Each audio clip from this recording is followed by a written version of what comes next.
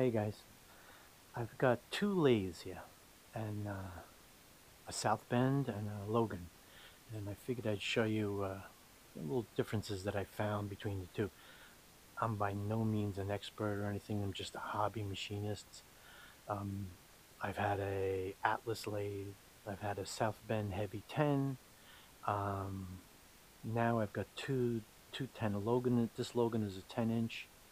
It's the 815. This South Bend is a 10K, they call it. And I'll compare the two. I'm trying to decide which one I'm going to keep. This is the Logan 10K that I just got, and it's in mint condition.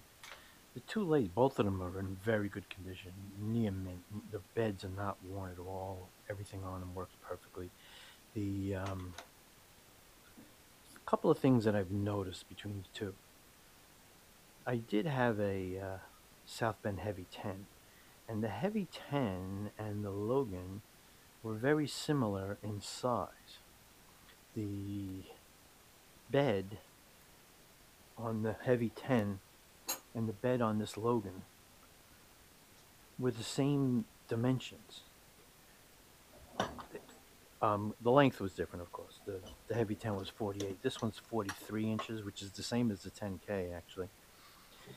This is a steady rest that I had for the Heavy 10. And you'll notice it fits right onto the Logan. And I've actually used it on the Logan, and it works perfect. It's lines up and everything. The bed dimensions are the same. The Logan's bed is like the Heavy 10. The only difference thing that it doesn't have that the Heavy 10 had was the big spindle bore. This is a 25/32 bore, whereas the Heavy 10 had an 1 3/8 bore. The 10K, the bed is the same length as the Logan, but it's much narrower.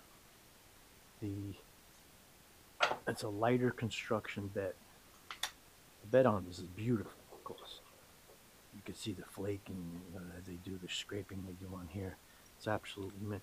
The Logan doesn't do that. They just have ground ways, but you'll notice this thing does not fit on here. There's no way I can make this work. It's just a narrower bed. Lengthwise, they're both the same spindle bore. So all that's the same. I really like this. This is a 1977 model. It has the bigger uh, wheels on it, dials on the hand wheels. It also has a dial on the tailstock, which is kind of nice. The lead screw, everything on this is really perfect condition. Something I don't like about this lathe is this plastic cover. I don't mind the fact that it's plastic, but the way it works and the way you have to use it in order to change the belts, you've got to reach over the whole lathe, grab this thing here, loosen the belt, and now you're going to finagle the belt over and tighten it up again, and it never quite goes where you want. So you got to kind of reach in here and play with it. It's kind of weird. The plastic cover is kind of chintzy, but I really don't mind that so much. It's got a plastic cover here also, but that's okay. On this lathe, the Logan uses this heavy cover that you pick up, and when you pick up the cover, what it does is it moves this mechanism. Has a button back here that it pushes down with the cover, and it snugs up the belt, and it snugs up this belt and also the belt that's on from the motor to this pulley back here. Both belts get loose, so you can move them to where you want, which is very easy, and then you just close the cover and it snugs back up again. It's very nice. Works well.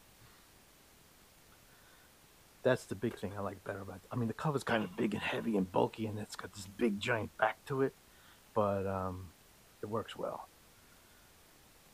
The other thing I noticed, the spindle on the tailstock is heavier on the Logan. Parts of it are much heavier built.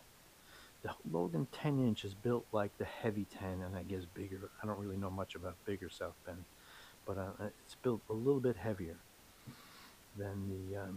And in order to get the big spindle bore of the Heavy 10, you have to go to an 11-inch Logan. This bed, though Logan doesn't have the fancy scraping that you see on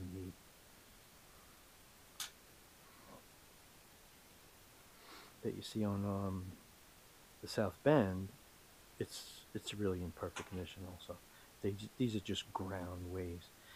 Both lathes I found. This lathe I had a couple of tiny nicks that I found, from people dropping tools on it, and one or two nicks back here. And I stoned the ways with flat stones and cleaned them up. Even on the South Bend, did find a couple of tiny nicks. I think there was one over here and there was one over here, and I just stoned them flat. So both lathes are in really good shape, and monetarily, the value of them, I got both of them for really good numbers. So selling one or the other, the price wise, is not going to make much of a difference to me. Just a matter of which one I like better. And that's what I'm gonna have to decide which one. I can't keep both of them. I just have no room.